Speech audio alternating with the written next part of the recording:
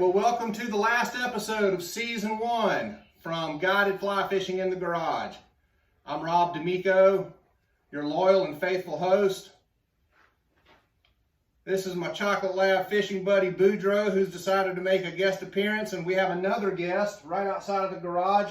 It's the big fishing truck, because today's episode is called Fly Rods and Trucks.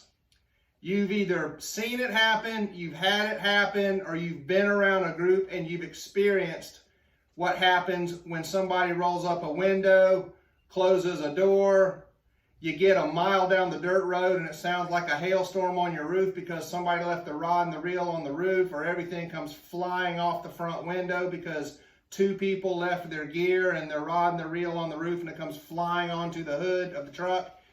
There's a place and a purpose for what you should do with your fly rods around a truck. And I know it sounds like a very simple thing to talk about and think about, but you can't even imagine as guides what we see, and probably what you see fishing with your friends when everybody gets parked and the doors come open, where people put their fly rods and how it's just a landmine waiting to happen about broken tips or turning 4-piece rods into 6-piece rods. All kinds of things come unbuttoned when a bunch of fly rods end up around a truck by the river.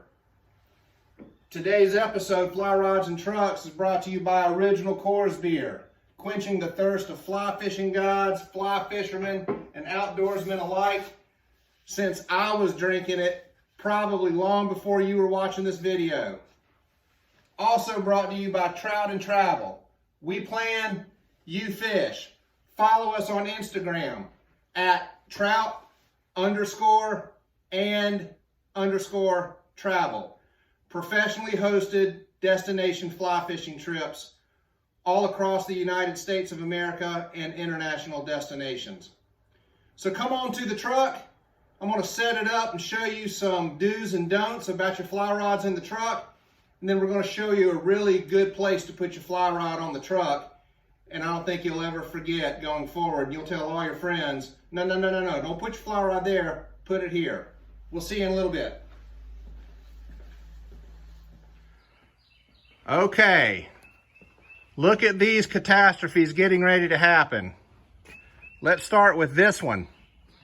The old classic, let's lean the fly rod up against the side of the truck. That's all fine and well until somebody comes over and knocks it down and then steps on it. Here's the old fly rod sticking out of the window because somebody thought that would be a really good idea, until somebody comes along because they want to turn the air conditioner on or roll the windows up and forget that a fly rod's there. Most times it's the driver, and that fly rod's a dead soldier. Here's the typical thing that we see, which is the old fly rod on the roof trick. That's just great until you forget it's there. Everybody packs up in the back. Old Fred, he left his fly rod on top of the truck, and about a mile down the road, or the first time you make a turn, it goes flying off the truck like a javelin at the Olympics. No more fly rod.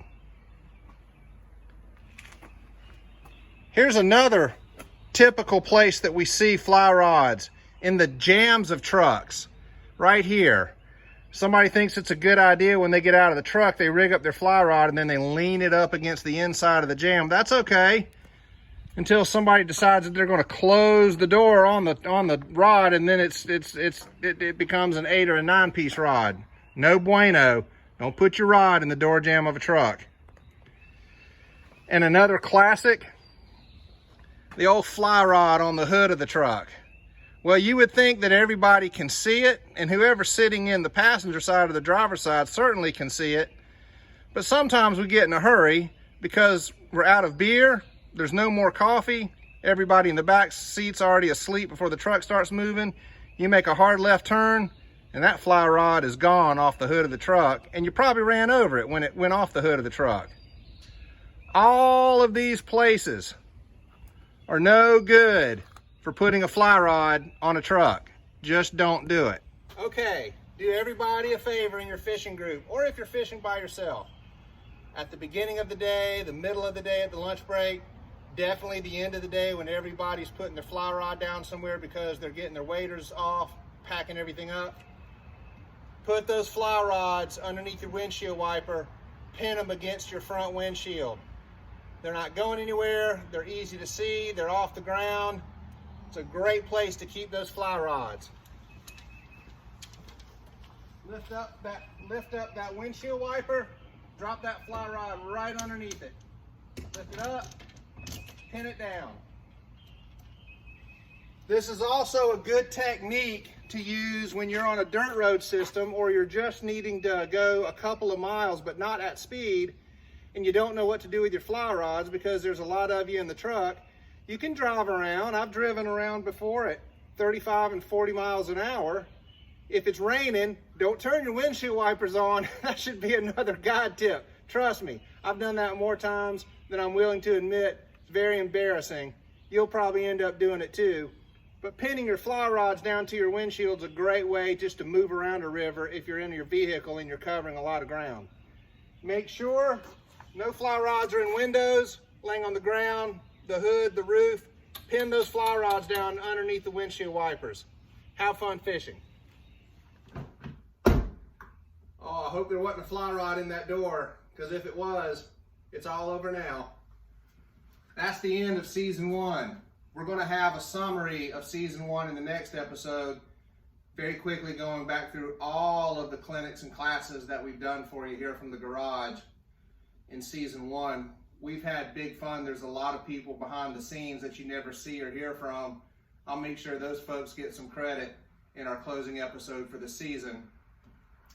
I hope this was a fun clinic for you to kind of watch and listen as to some of the catastrophe that can happen around a truck or a car when you're fishing with your friends and there's a bunch of fly rods everywhere. There's a really good place for fly rods, and it's one place. It's in the windshield of that truck. Not on top of the truck, not sticking out of the windows of the truck, never in an open door jamb of the truck or sticking out of the back of the truck, and never, ever on the hood or the roof of a truck. This episode, once again, is brought to you by Original Coors Beer and Trout and Travel. Also from my faithful companion Boudreaux here, the old Chocolate Lab Fly Fishing Lab. He's making a guest appearance in the chair today in the garage. And that is today's guide tip. The last guide tip that I can give you for season 1 of Guided Fly Fishing from the Garage is when you walk in to a fly shop, I don't care where it is, and there's just not a big old dumb dog laying around the shop, just leave. It's not going to be a good experience. That's my final guide tip for season 1. Make sure that you fish with a fly fishing guide one time this year.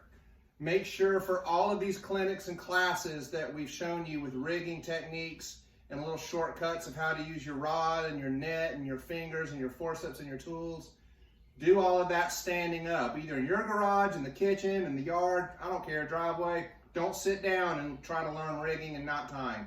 Be standing up with your fly rod and your pack. And until we see you again for season 2, this is Rob D'Amico with Trout and Travel. We plan, you fish. Thanks for following Guided Fly Fishing from the Garage. We'll see you in season 2. Isn't that right, Boudreaux?